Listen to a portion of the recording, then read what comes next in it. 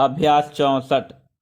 जब हम इस स्थिति पर विचार करें तो हमें इस बात के बारे में निश्चित रूप से विचार करना होगा और यह ध्यान देना होगा कि हम सरकार के ऊपर जोर डालें कि इसका निदान इस तरह का हो जिससे रोजगार देना उसका एक ऐसा कर्तव्य बने जिससे वह बच के न निकल सके।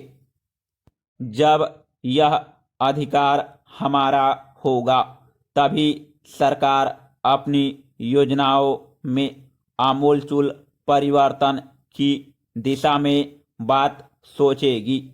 तो इसलिए मैं यह कहना चाहता हूं कि आज जो स्थिति है इसके संबंध में हमें विचार करना ही होगा। हमने देखा कि निजी क्षेत्रों को राहतें दी गई हैं। निजी क्षेत्र की स्थिति यह है कि वह रोजगार दे नहीं सकता। अब हम उत्पादन क्षमता बढ़ाने की बात करते हैं। उसके संबंध में जो सर्वेक्षण हुआ, आर्थिक सर्वेक्षण हुआ, उसके अनुसार जितनी उत्पादन क्षमता बढ़ती है, उत्पादन बढ़ता है, सुधार होते हैं, उनका परिणाम यह होता है कि जो लोग काम में लगे हुए हैं उनके लिए तमाम सुविधाएं हो जाती हैं, उनके लिए आराम हो जाता है। लेकिन उसका दूसरा परिणाम यह होता है कि नए रोजगार के दरवाजे बंद हो जाते हैं। यह जो आर्थिक समीक्षा है इस पर हमें सही दिशा में सोचना पड़ेगा और हमें अब यह मानना पड़ेगा कि अब हम इस स्थिति में आ गए हैं कि जो मूलभूत अधिकार हमें संविधान द्वारा दिए गए हैं उन पर हम दूसरी तरह से नजर डालें।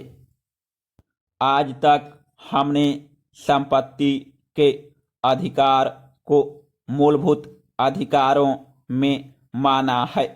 मेरा कहना यह है कि यह भी एक कारण है, बड़ा कारण है, जिससे हमारी दिशा, हमारे दृष्टिकोण को बदलने में सहायता मिली है।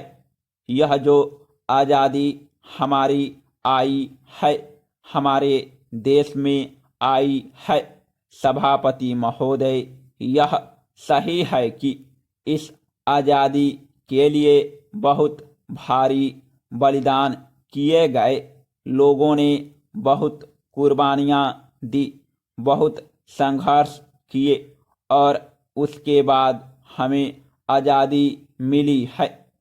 लेकिन इसके साथ साथ यह बात भी सही है कि आज़ादी समझौते की आज़ादी भी थी और जब हमको समझौते से आज़ादी मिली तो हमें कई बातों पर समझौता करना पड़ा।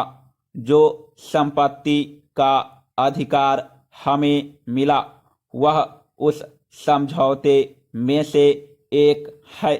हमने जो समझौते उस वक्त किए थे उन पर पुनर्विचार किया, चाहे वह राजाओं के प्रिवी पर्स का समझौता हो, चाहे वह बैंकों के राष्ट्रीयकरण की बात हो, चाहे ICS अफसरों को दी जाने वाली सुविधाएं हों। इन सवालों पर हमने पुनर्विचार किया है और पुनर्विचार के बाद हमने उन सुविधाओं को वापस लिया है। इसी तरह से संपत्ति का अधिकार है जिसको अक्षुण्ण रखने के लिए सरकार ने इजाज़त दी है, परंतु जब सरकार उसके बारे में कानून बनाती है तो उसमें इस तरह की स्वतंत्रता नहीं होती और कहा जाता है कि हमारे मूलभूत अधिकारों का हनन किया जा रहा है। समाप्त।